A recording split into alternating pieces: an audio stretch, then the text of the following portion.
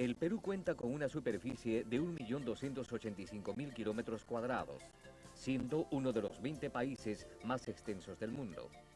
Su variada y contrastada geografía contiene más de la mitad de los microclimas del mundo, ofreciendo hermosos y variados paisajes que incluyen mares, bosques tropicales, desiertos de arena, estepas altiplánicas, frígidas punas, exuberantes selvas y ubérrimos valles serranos, teniendo por lo tanto 84 zonas ecológicas de vida de las 103 existentes a nivel mundial. Las áreas cultivables del Perú alcanzan 7.609.000 hectáreas, de las cuales 210.069 están dedicadas al cultivo de frutales con una producción de 2.314.800 toneladas métricas y con un potencial de 2.707.000 hectáreas. Actualmente, las pérdidas estimadas en la producción frutícola nacional por moscas de la fruta están alrededor de los 100 millones de dólares anuales. Dentro del contexto de globalización del mercado mundial, la exportación de frutas peruanas al mercado internacional es un excelente ejemplo de las posibilidades del sector agroindustrial, si se aprovechan las condiciones geográficas del Perú y si la producción de la oferta exportable se ajusta a los requisitos fitosanitarios de los mercados internacionales. El órgano responsable de cautelar la seguridad fito y zoosanitaria del país, incluyendo las actividades de importación, exportación, comercialización y tránsito interno, es el Servicio Nacional de Sanidad Agraria, SENASA, del Ministerio de Agricultura. Esta entidad, consciente del problema que significa las moscas de la fruta en la producción nacional, cuenta con un programa dedicado a resolver de manera consistente y durable el problema que representa la presencia de las moscas de la fruta en los principales valles hortofrutícolas del país. El programa tiene como meta trabajar en un ámbito de 115.000 hectáreas de 73 valles de producción frutícola a nivel nacional, con la finalidad de que en el año 2000 ya se cuente con áreas libres de alguna especie de mosca de la fruta. Actualmente se viene trabajando en una superficie de 44.142 hectáreas, siendo los principales valles San Lorenzo y Alto Piura, en el departamento de Piura, Olmos y Motupe en Lambayeque, Casma en Ancash, Cañete, Huaral y Huacho en Lima, Chincha, Ica y Tacna para la región costa, y en las regiones de la sierra y selva los valles del Alto Jequetepeque en Cajamarca, Utcubamba y Marañón en Amazonas, Satipo y Chanchamayo en Junín, y finalmente Oxapampa y Villarrica en Cerro de Pasco, donde se producen principalmente mangos, cítricos, como naranjas, mandarinas y limones, melocotoneros, manzanos, ciruelos, vid, pera de agua, aceitunas, palta y chirimoya. Las especies de mosca de la fruta que se encuentran en el país son la Ceratitis capitata, conocida como la mosca mediterránea de la fruta, introducida al país desde el año 1956 en el departamento de Huánuco, diseminándose a nivel nacional, y la mosca sudamericana de la fruta del complejo Anastrepa spp, nativa de nuestro continente, identificándose a las especies Anastrepa fraterculus, distinta, striata, oblicua y serpentina entre las principales. El ciclo biológico de las moscas de la fruta varía en función de las condiciones ambientales de temperatura, humedad y presencia de frutales hospederos tales como guayabo, mango, pera, chirimoya, melocotonero y olivo. Una hembra adquiere la madurez sexual a los 2 o 3 días de la eclosión de la pupa, apareándose con un macho y posteriormente busca un fruto en condiciones óptimas, en el cual deposita sus posturas en forma individual o en paquetes de 8 a 12 huevecillos.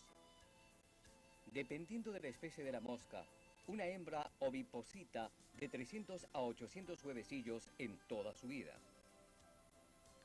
El estado de huevo tiene una duración entre 2 a 7 días, El estado larval, en el cual se producen los daños considerables, duran entre 6 a 25 días. Una vez adquirida la madurez, la larva abandona el fruto y se entierra en el suelo de 5 a 7 centímetros de profundidad y se transforma en pupa. Este estado tiene una duración de 10 a 25 días, periodo en el cual se transforma en adulto. Este, al emerger, puede tener una longevidad de 30 a 90 días. Dependiendo de las condiciones ambientales, las moscas pueden tener de 4 a 10 generaciones por año. El Sistema Nacional de Detección, destinado a registrar la presencia o ausencia de las moscas de la fruta, su dinámica poblacional y su distribución en las áreas frutícolas de nuestro país, es la actividad inicial para combatir esta plaga. El trampeo es un sistema sensible que se basa en el uso de trampas cebadas con atrayentes alimenticios como proteína hidrolizada y feromonas sexuales como trimeldure y capilure.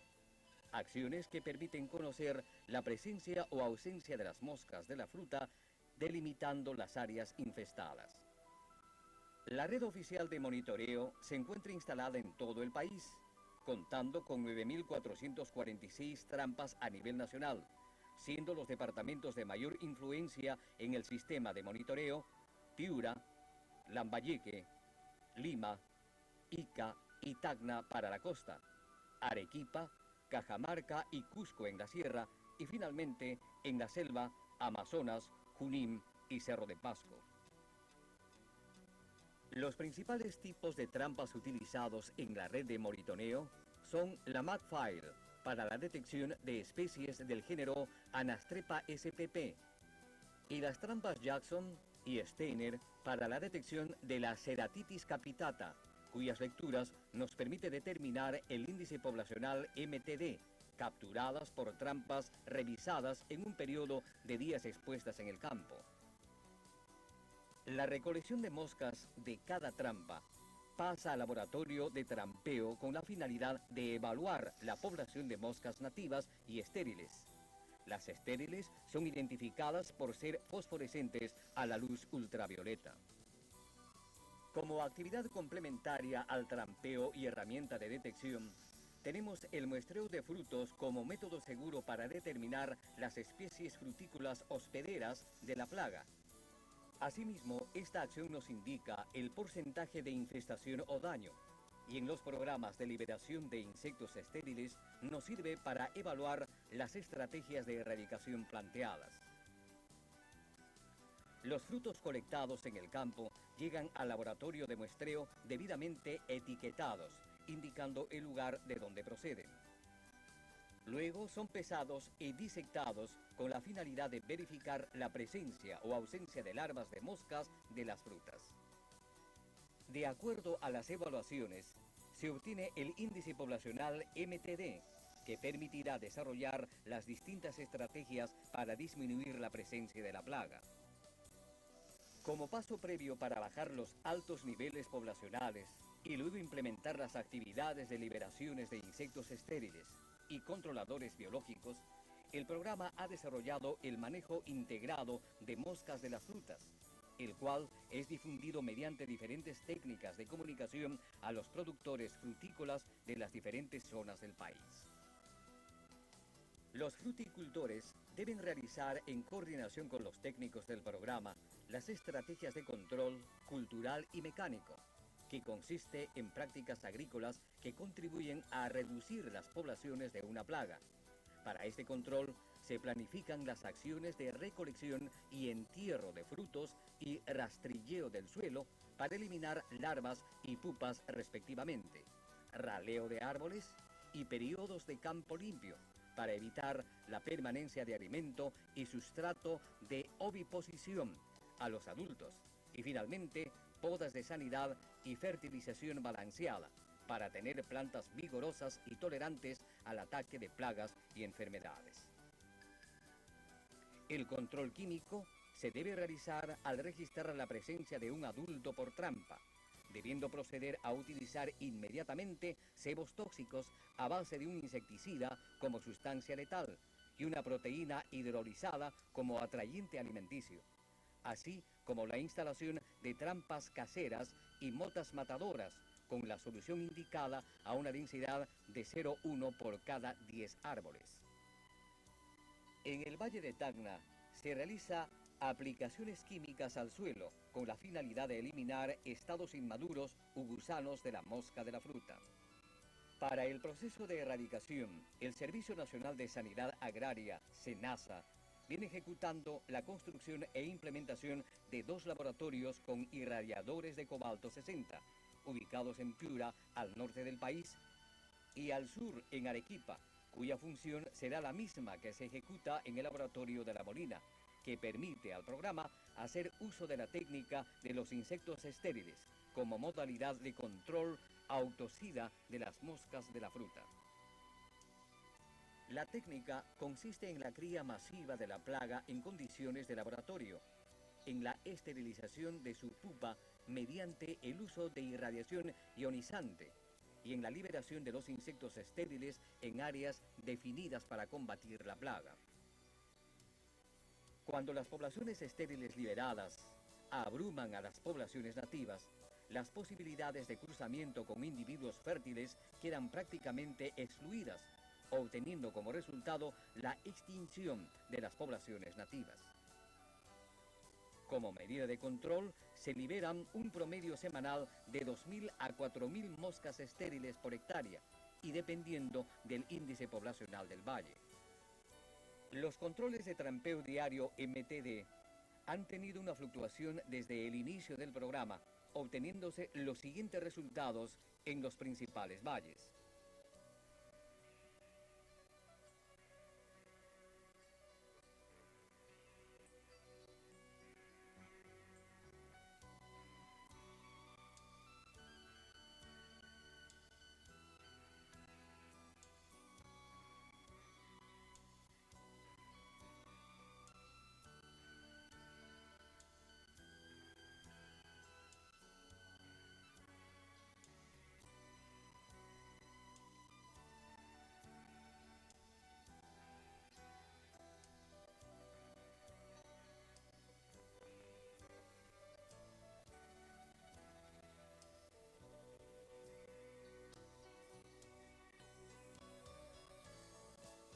Con la finalidad de proteger las áreas frutícolas que obtengan niveles poblacionales bajos después de implementar las acciones de manejo integrado, se pone en práctica el control legal y cuarentenario que se intensifica con el funcionamiento real y eficaz de las barreras cuarentenarias permanentes y transitorias, ubicadas en puntos estratégicos del país.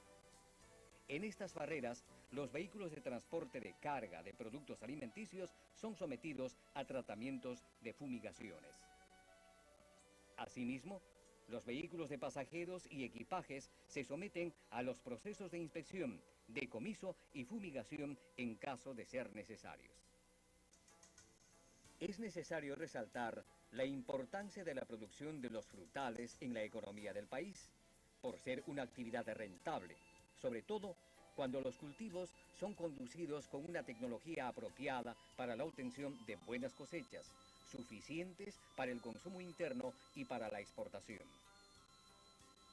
El Programa Nacional de Moscas de la Fruta del Servicio Nacional de Sanidad Agraria permite al productor obtener productos de calidad y con las condiciones sanitarias exigidas por el mercado nacional e internacional, para que se obtenga mejores márgenes de rentabilidad para el productor y nuevas divisas para el país. Recuerde, el Perú requiere del apoyo de todos sus ciudadanos para el éxito de la campaña.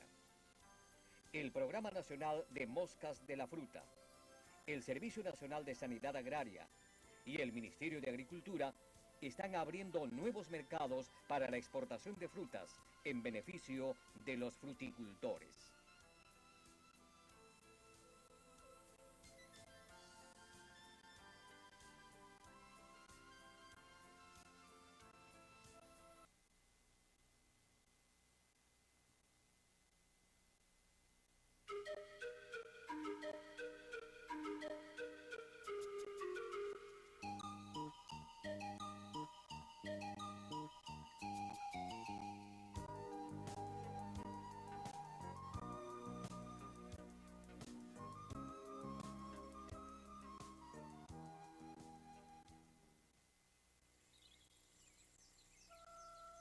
La agricultura para los seres humanos representa la principal fuente de alimentos para su subsistencia, pero muchas veces esta actividad se ve afectada por plagas y enfermedades que atacan a los diferentes cultivos, ocasionando serias mermas en la producción.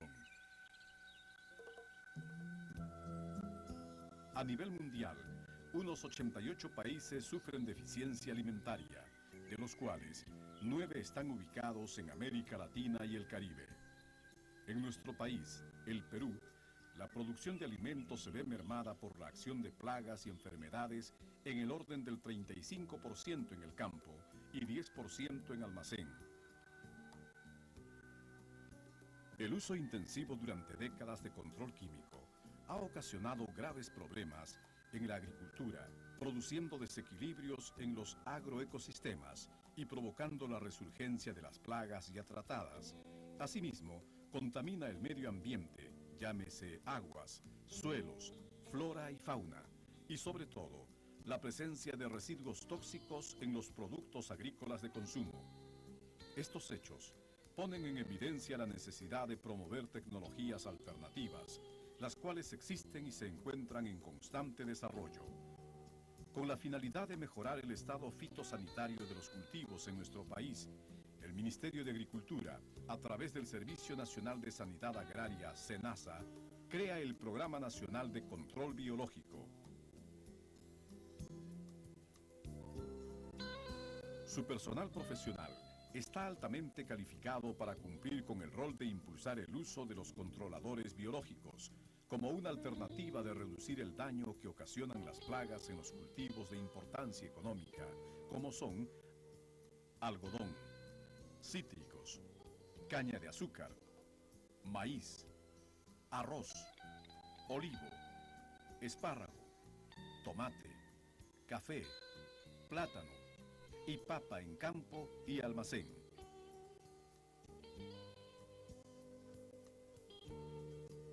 El control biológico consiste en la reducción de las poblaciones de plagas mediante la acción de enemigos naturales, denominados parasitoides, predatores y entomopatógenos, disminuyendo de esta manera el daño que ocasionan las plagas hasta lograr su destrucción.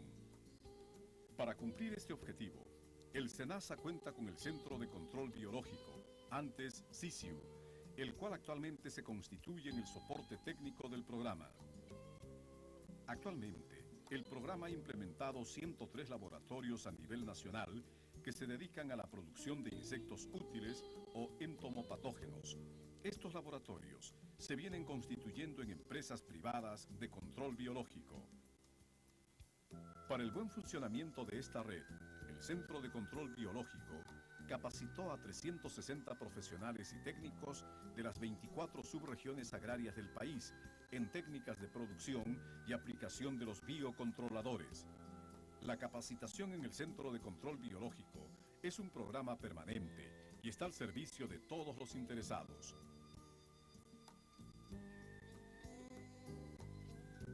El control biológico de plagas agrícolas se realiza mediante la utilización de parasitoides, que son insectos que durante su periodo inmaduro viven a expensas de un hospedador, dentro o sobre él, sea en el estado de adulto, huevo, larva, pupa o crisálida. Las avispitas criadas en el laboratorio y liberadas en el campo empiezan a buscar huevos de la plaga y los parasitan.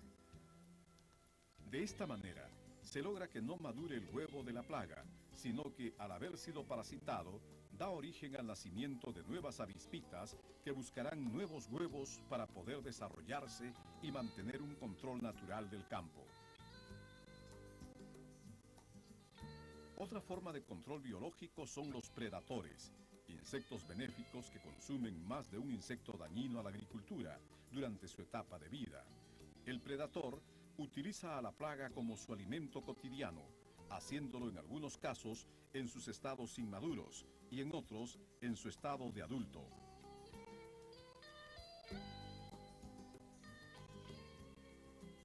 También existe control biológico mediante entomopatógenos, que son microorganismos denominados hongos, bacterias, virus.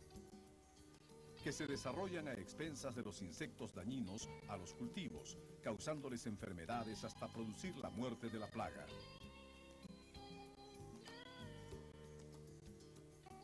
Todas estas formas de control biológico obtenidas en el laboratorio son llevadas al campo para su liberación. La liberación se realiza de dos maneras: inoculativa, que consiste en la liberación de especies benéficas en colonias, con la finalidad de que se implanten y mantengan a la plaga problema bajo los niveles de daño económico. Este método es aplicado en cultivos perennes, frutales u otros de largo periodo vegetativo. Inundativa consiste en la liberación de especies benéficas en gran cantidad y en momento oportuno para controlar las plagas problema. Este método es aplicado para el control de plagas cuya fluctuación poblacional es drástica, sobre todo en cultivos de campaña.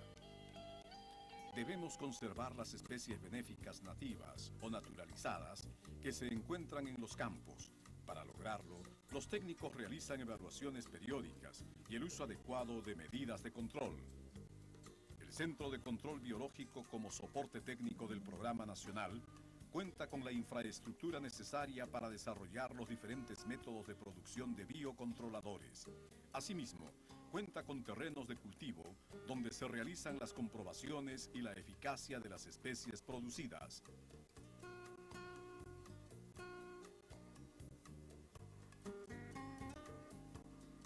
Se ha llegado a producir biocontroladores para atender 10.867 hectáreas en 1996 y 9.535 hectáreas en el primer semestre de 1997. Estos productos son garantizados por un estricto control de calidad. Objetivo importante del Centro de Control Biológico es la introducción de especies benéficas de otros países para utilizarlas en el control de plagas que ocasionan daños económicos en los cultivos. El SENASA, a través del Centro de Control Biológico, tiene como función el control cuarentenario de todos los biocontroladores que se introducen en el país. El uso del control biológico ofrece muchas ventajas para la agricultura. No contamina el medio ambiente, ni deja residuos tóxicos en los productos de consumo. Los costos de aplicación son bajos en relación al uso de agroquímicos. Los productos obtenidos con control biológico alcanzan mejores precios en los mercados internacionales. Debemos tener en cuenta que los biocontroladores tienen una gran capacidad de búsqueda de sus presas, de tal manera que, una vez instalado el controlador, este intensifica su acción de acuerdo al incremento de la plaga hasta llegar a un nivel de equilibrio. El Ministerio de Agricultura, a través del Servicio Nacional de Sanidad Agraria, SENASA, ofrece al agricultor alternativas viables para obtener productos sanos que puedan comercializarse en el mercado nacional y cuenten con todos los requisitos fitosanitarios exigidos para su exportación a los diversos mercados del mundo.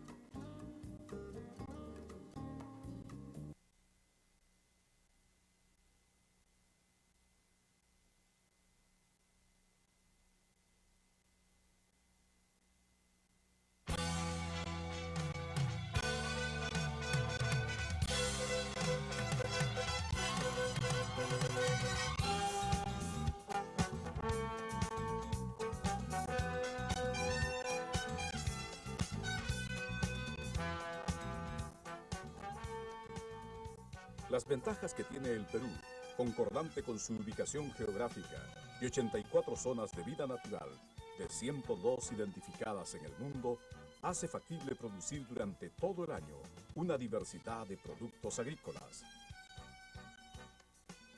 Este indicador permite vislumbrar que el Perú tiene un potencial mundial en la exportación de productos agropecuarios de cobertura total y en contraestación a los mercados internacionales de los hemisferios norte y sur.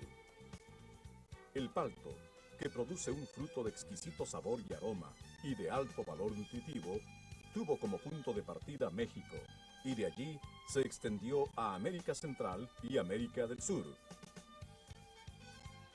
Es así que en el departamento de Moquegua, ubicado en la región suroeste del Perú, de relieve accidentado y clima apropiado para diversos cultivos, un grupo de productores han unido esfuerzos constituyendo el Comité de Productores y Comercializadores de la Palta y otras frutas, COPROCOP, para hacer realidad la exportación de la palta moqueguana, considerada por ellos como lo mejor de mi tierra. El COPROCOP está integrado por 100 pequeños y medianos productores, quienes en conjunto conducen un 35% del total del cultivo de palto. El principal objetivo del COPROCOP está dirigido a elevar la producción y productividad del cultivo del palto, mejorando su comercialización en el mercado nacional e internacional. Para lograr una adecuada organización, el COPROCOP está asesorado, entre otros, por el proyecto FEAS y por el Servicio Nacional de Sanidad Agraria, SENASA, del Ministerio de Agricultura, instituciones que apoyan la gestión empresarial de los productores en los aspectos técnicos y sanitarios respectivamente. Los profesionales y técnicos de estas instituciones realizan el planeamiento estratégico de las acciones que debe realizar el COPROCOP para lograr sus objetivos, estudiadas y analizadas por ellos en primera instancia. Son entregadas a los dirigentes para que estos en asamblea de socios la discutan y aprueben. La principal variedad de palta que se produce en la zona es la variedad fuerte, cuyo nombre científico es Persea americana. El fruto es una baya de forma piriforme de tamaño mediano, de 250 a 350 gramos de peso promedio. Su cáscara es de color verde y de fácil desprendimiento. El COPROCOP, con la finalidad de obtener un producto sano y competitivo en el mercado nacional e internacional, cuenta con el asesoramiento sanitario del Servicio Nacional de Sanidad Agraria, SENASA. Los técnicos del SENASA visitan los campos asesorando directamente al productor, quienes aceptan y cumplen las indicaciones y directivas de control dictadas por los técnicos. Debemos tener en cuenta que estos trabajos permitirán reducir las pérdidas ocasionadas por las moscas de la fruta y levantar las restricciones fitosanitarias, con lo cual el producto podrá exportarse a los mercados más exigentes. El SENASA Moquegua brinda asistencia técnica sanitaria a los agricultores con el objeto de conseguir el mercado externo para sus productos.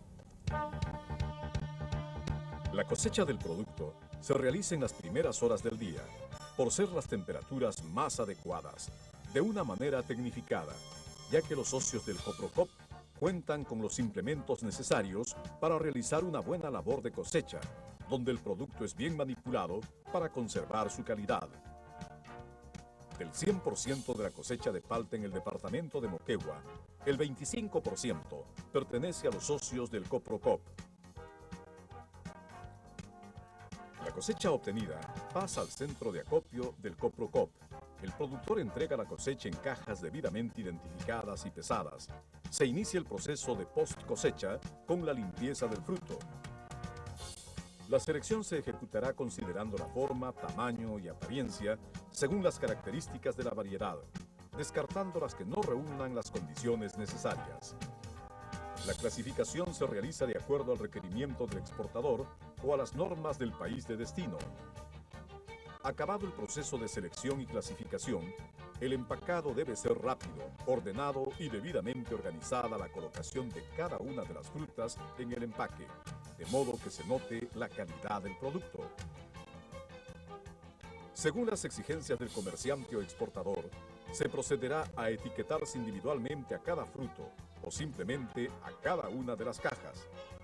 El centro de acopio contará con una cámara de frío, donde el producto se mantendrá entre 5 y 9 grados centígrados y hasta por un lapso de 2 a 4 semanas. Asimismo, contará con una cámara para fumigaciones con bromuro de metilo a temperaturas y tiempo controlado. Estas acciones se realizarán de acuerdo a las exigencias del mercado internacional. Para el equipamiento de las cámaras de frío y fumigación, el Coprofoc cuenta con una carta de intención de financiamiento de la banca privada. Nosotros creemos y confiamos en el productor agrario. Toda la infraestructura deberá estar lista para diciembre de 1998, ya que el principal mercado de exportación, que es Chile, nos ofrece una ventana comercial durante los meses de enero a mayo. Prontex también se suma a este esfuerzo de los agricultores. El negocio mundial de la alimentación es cada día más competitivo y cambiante. La competitividad actual en los mercados internacionales exige de las empresas competir con estrategias eficaces para crear ventajas sostenibles. Para que los esfuerzos de los productores sean coronados con el éxito, se requiere acreditar al Perú, sus empresas y productos en los mercados internacionales, a través de un esfuerzo coordinado e integrado entre el sector público y privado. El esfuerzo de los productores es ofrecer al mundo este producto, lo mejor de mi tierra.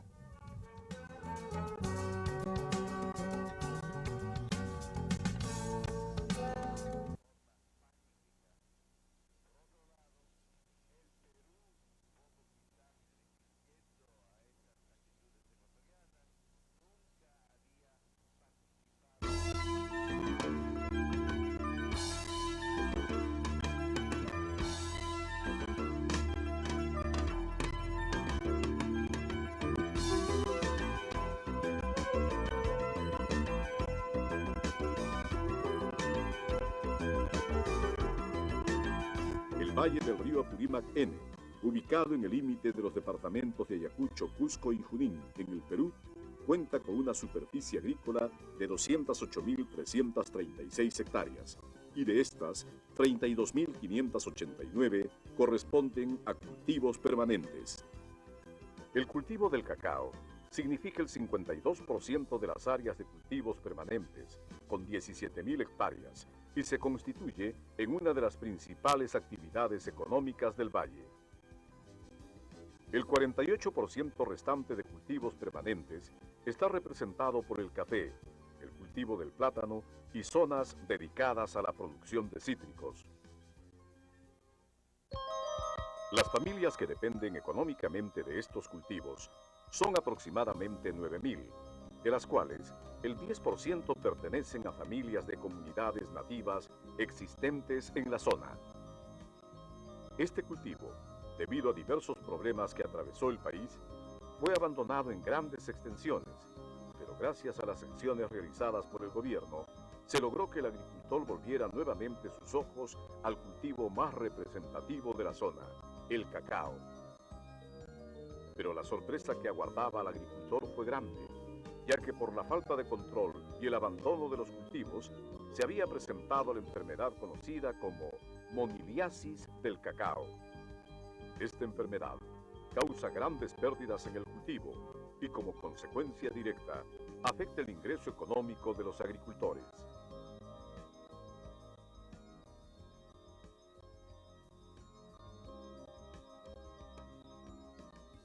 Esta es mi parcela, que hace 2 años atrás he cosechado solamente 60 kilos por hectárea, ¿no? Porque el monillasis ha atacado bastante. Desde el año pasado, ya con la indicación de SENASA, hemos hecho una poda general, también en su tiempo el deschuponado, y la producción se ha aumentado para este año. Está por llegar a los 500 kilos por hectárea. Esperamos de que con este tratamiento, ¿no?, contra monillasis, recuperemos nuestra cosecha de antes, ¿no?, que era 800, 900 kilos. Presentada la enfermedad en el Valle del río Apurímac N en el año de 1995, inmediatamente el Organismo Oficial de Sanidad Agraria del país, SENASA, toma la responsabilidad de realizar un control integral de la enfermedad moniliasis del cacao. Para realizar los trabajos de recuperación del cultivo, se cuenta con presupuestos del Tesoro Público y con la donación efectuada por el Consejo Nacional del Cacao, proveniente de la liquidación de la Reserva de Estabilización. Los profesionales y técnicos del Servicio Nacional de Sanidad Agraria, SENASA, del Ministerio de Agricultura, realizaron como primer paso una evaluación de las áreas cacaoteras del valle, con la finalidad de observar el grado de infestación de la enfermedad, llegando a determinar que un 80% del cultivo se encontraba afectado de moniliasis. Este alto grado de incidencia de la enfermedad se debe a la facilidad de diseminación que tiene el hongo Monilioptera roreri. Debe tenerse en cuenta que cada centímetro cuadrado de un fruto esporulado contiene 9 millones de esporas del hongo causal de la enfermedad. El fruto del cacao es el único afectado por la moniliasis en cualquier estadio de su desarrollo. Los síntomas observados dependen de la edad del fruto al momento de la infección. El objetivo específico del SENASA es la reducción de la incidencia de la enfermedad a un 40% en un mediano plazo, hasta llegar a niveles de menor importancia en la economía del agricultor. Para cumplir con este objetivo, la capacitación y asistencia técnica constituye un componente importante en el plan de control de la enfermedad, ya que los ejecutores directos son los agricultores. Los profesionales y técnicos del SENASA visitan los cultivos del valle y en reuniones con los agricultores explican los pasos que se deben seguir para la recuperación del cultivo. Para un mejor control de la enfermedad y debido a las grandes extensiones de cultivo en el valle del río Apurímac-N, el SENASA ha dividido el valle en 8 grandes sectores, cada uno a cargo de un ingeniero responsable y técnicos especializados. El primer paso para recuperar las plantaciones es la poda, con la finalidad de rediseñar la arquitectura del árbol, reduciendo su altura a unos 4 o 5 metros. De esta manera, se facilitan las condiciones para ejecutar un buen control cultural y químico. El SENASA programa revisiones periódicas de las plantaciones, con cada agricultor o conductor del cultivo, con la finalidad de capacitarlo en la remoción de todo fruto sospechoso o con síntomas iniciales de la enfermedad, es decir, con deformaciones, jorobas, puntos, madurez prematura, islas verdes y manchas necróticas. En esta fase, lo que debemos hacer es con mucho cuidado. Aquí ya hay que tener mucho cuidado. Solamente en horas de la mañana, más o menos hasta las 10, 11 de la mañana, porque hasta ese momento no corre viento. Cuando ese viento... Exactamente. El polvo Así es. Mire, imagínense, pues, ahorita no hay viento, pero se cantidad de polvo. Mira, qué cantidad de enfermedad lo estamos botando al medio ambiente, ¿no es cierto? Y cuando viene el viento, por decir, está colgado arriba, ¿no? Qué cantidad también. Eso está diseminándose totalmente. Entonces, cuando ya encontramos en esta etapa, ¿qué debemos hacer? En horas de la mañana hasta las 10 de la mañana, cuando no hay viento, o a partir de las 4 de la tarde, esa hora hay que recoger con mucho cuidado. En lo posible, agarrar una hojita, una hoja, tomarlo así, supongamos, ¿no es cierto? Hacer un corte con mucho cuidado, ¿eh? Y después llevarlo inmediatamente por dentro, taparlo con la hoja rasca.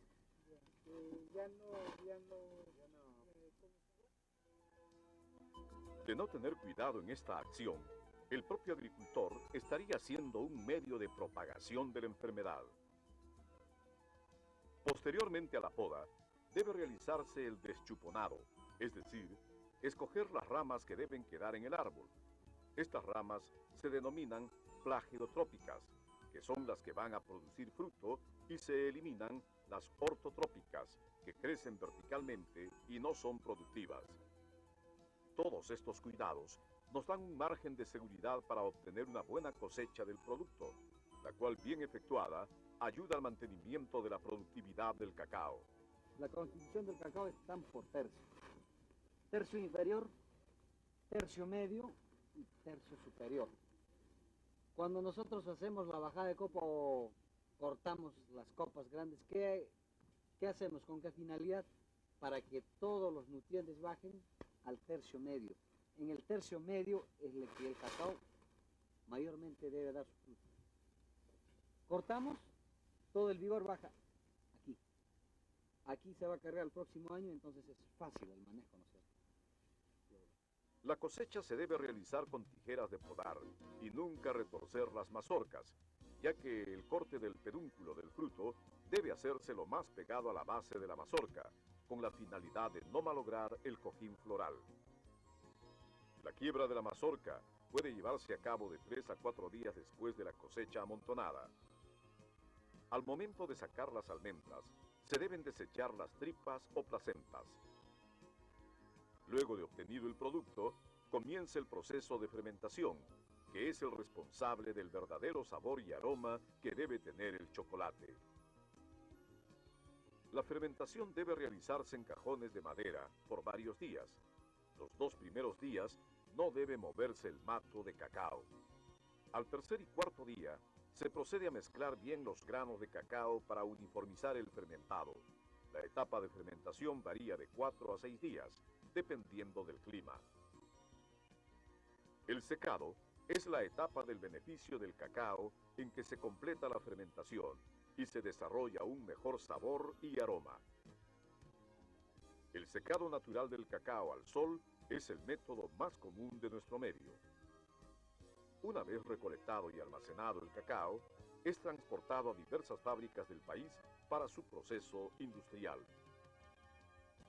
En estas plantas industriales, el cacao sigue un proceso de transformación, comenzando por la limpieza del producto, en el que se elimina tierra, cáscaras y residuos extraños como metales.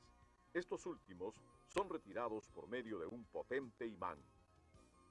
Limpio el producto, pasa por diversos conductos a las tostadoras, donde a temperaturas adecuadas secan totalmente el grano. Al cacao ya tostado se le retira la cáscara y se parte el grano para que pase a los molinos. Es aquí donde se obtiene la pasta de cacao, que luego de ser refinada se convierte en licor. En el momento de prensar las tortas de cacao, se obtiene la grasa que, debidamente procesada y envasada, es exportada a diversos países como mantequilla de cacao. Finalmente, las tortas de cacao son trituradas para obtener la cocoa. La gran ocupación de mano de obra, desde su cultivo hasta su industrialización, demuestra la importancia que tiene este producto para muchas familias peruanas. Agricultor peruano, te garantizamos, si tu producción es de mayor cantidad, te garantizamos con el precio y la colocación en el mundo. El cacao peruano tiene una gran aceptación en el extranjero. Por estas razones, el Servicio Nacional de Sanidad Agraria, SENASA, conjuntamente con profesionales y técnicos, los agricultores, colonos y nativos, y los industriales agrarios, realizan los esfuerzos necesarios para recuperar la producción y productividad del cacao en beneficio de los agricultores y del país.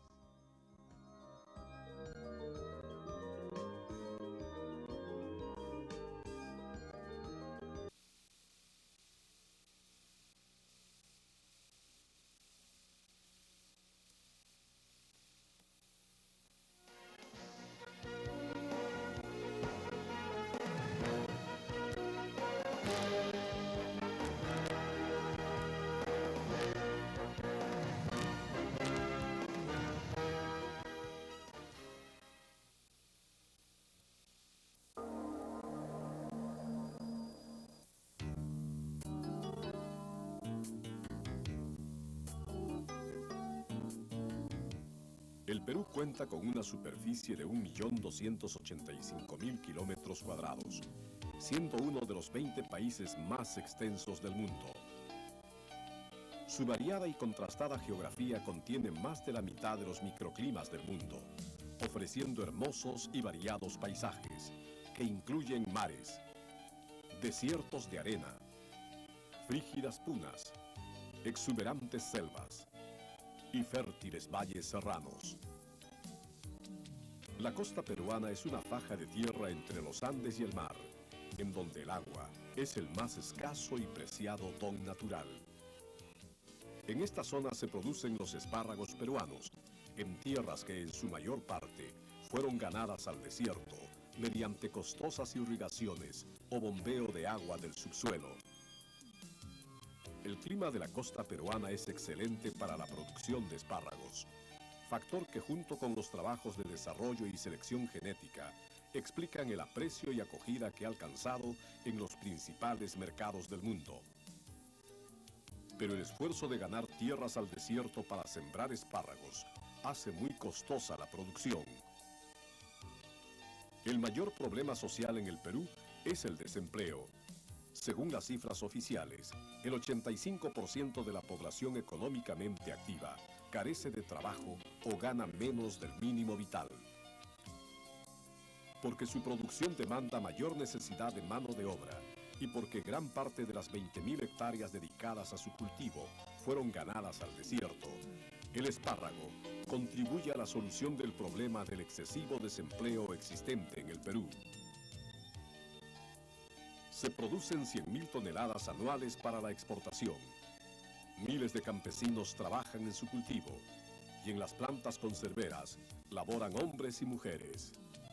La industria del espárrago genera puestos de trabajo en empleos directos. La industria del espárrago paga 2,5 veces el sueldo mínimo fijado por ley. Los salarios en planta equivalen a $6 diarios, suma que en las zonas rurales de la costa pueden proporcionar el requerimiento nutricional mínimo para 4 personas.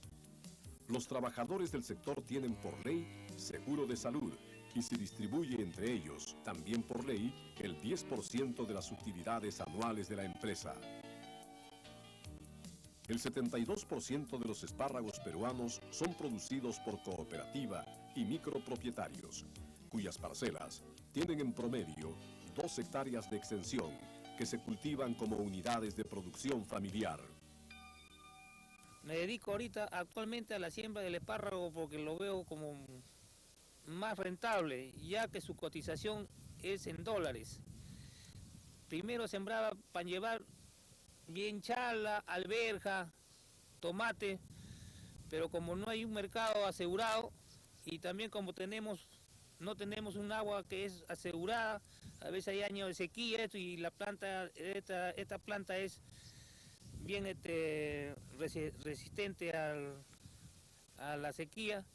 Es por eso que también me he dedicado a la siembra del espárrago. Yo manejo estos campos acá con mi hijo, con 2 colaboradores que tengo. Casi trabajamos así con familias y como también tengo un poco de ganado y el ganado por el guano, que como se utiliza bastante estiércol, materia orgánica para estas plantaciones, es por eso que también le tengo esta planta. Alrededor del 30% de los espárragos del Perú, especialmente los cultivados en la costa sur, se producen en medianas propiedades, cuyo promedio es de 30 hectáreas. Este sector paga los más altos salarios rurales de la zona y sus trabajadores tienen todos los beneficios que determinan las leyes peruanas: seguros de enfermedad, bonificación por tiempo de servicios y sobre todo estabilidad, porque se trata de mano de obra especializada que los empresarios tienen interés en retener. El cultivo del espárrago es relativamente reciente en el Perú. La demanda producida por la exportación ha elevado los precios internos del producto y la competencia de los exportadores favorece a los campesinos y a sus familias y explica la expansión de su cultivo. Un aspecto social importante en la industria peruana del espárrago es que proporciona trabajo a mujeres. El 80% de los trabajadores del espárrago son mujeres, que antes solo podían desempeñar el trabajo no pagado de sus hogares. o auxiliar también sin sueldo a sus maridos en el campo. Este es el panorama social del espárrago peruano. Aunque su volumen es todavía poco significativo a escala mundial, apenas 100.000 toneladas, que representan 100 millones de dólares. La importancia de su cultivo es estratégica para el desarrollo social del Perú, porque encabeza el surgimiento de la agroindustria, el sector que más rápidamente puede generar nuevos empleos y contribuir a erradicar la pobreza en el área rural de nuestro país. Si tiene interés en los derechos humanos en el Perú, probablemente le interesa saber que para la mayoría de los peruanos, el más importante de sus derechos es tener empleo. Una campaña contra la exportación de espárragos del Perú, un artículo que no se consume localmente, condenaría a la desocupación y al hambre a los campesinos que trabajan para producirlo. Consuma productos peruanos y ayude a generar nuevos empleos y a reducir la pobreza en el Perú.